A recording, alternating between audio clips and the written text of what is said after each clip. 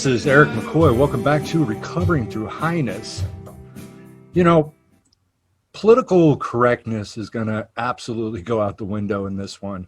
And I want to send a really big fuck you to Jerry Hill and to Governor Newsom, who I have been trying to get a hold of for a long time because I wanted to discuss things that possibly we could do to help people in dealing with the substance abuse issue.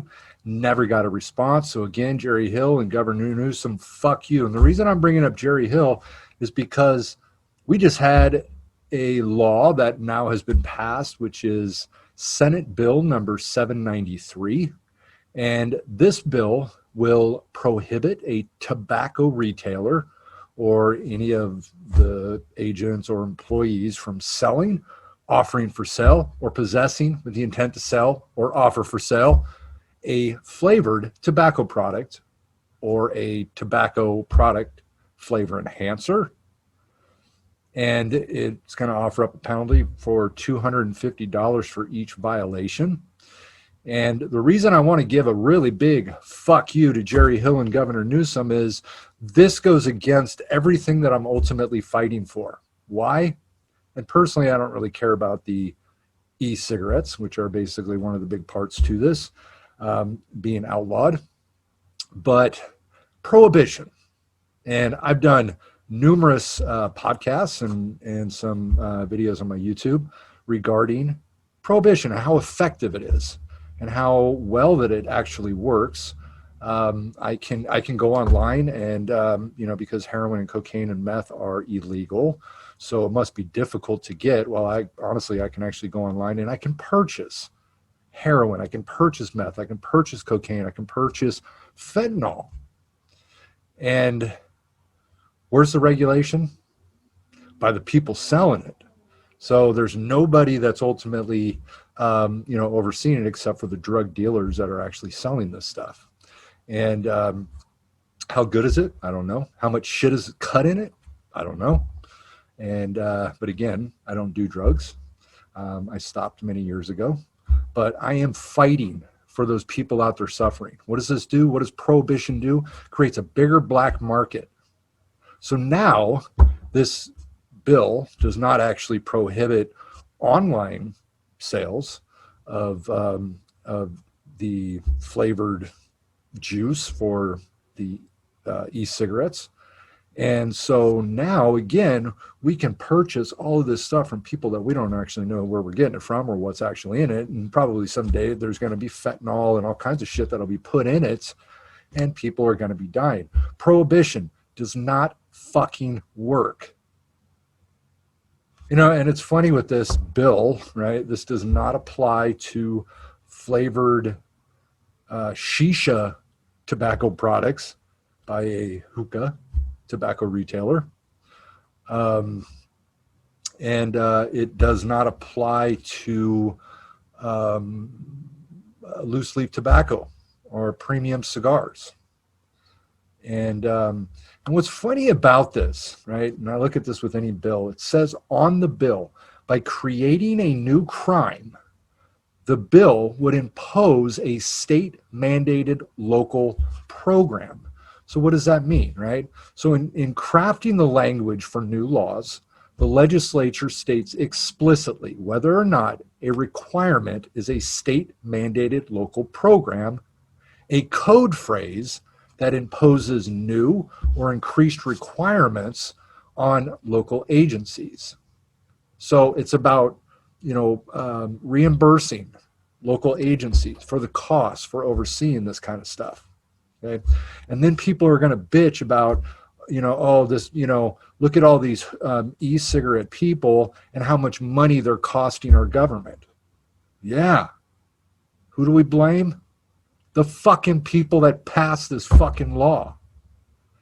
These are the things that are killing me. Prohibition. It doesn't work. We tried alcohol prohibition. They repealed it, right? Why? Because of all of the bad stuff that was happening. The same stuff that is happening with our drug laws. Why aren't they passing a law against alcohol? Why don't we eliminate alcohol? Let's get rid of that. There's flavors in alcohol which appeal to our youth, right? Underage drinking is worth nearly $23 billion a year to the alcohol companies. 23 billion from underage drinking. That's 17.5% of all the money that's spent on alcohol. $23 billion a year. Alcohol kills more people every year than all illicit drugs combined. So why aren't they passing laws? Well, I can tell you. Agendas. These representatives that we have that put out these stupid fucking laws probably drink.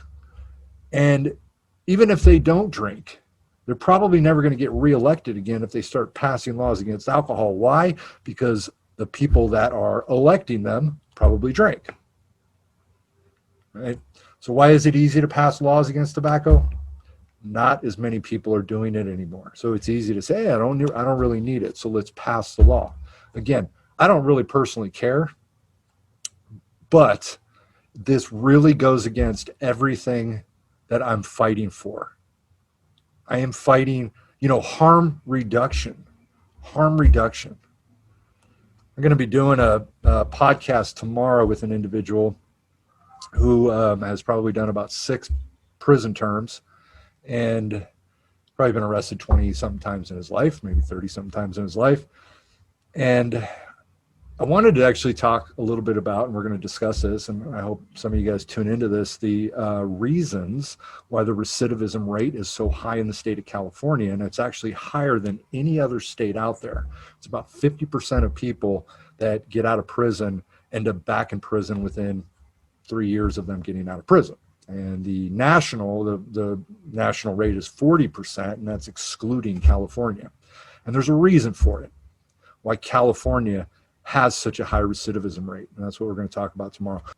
I don't really give a shit about these laws. I actually want to save lives.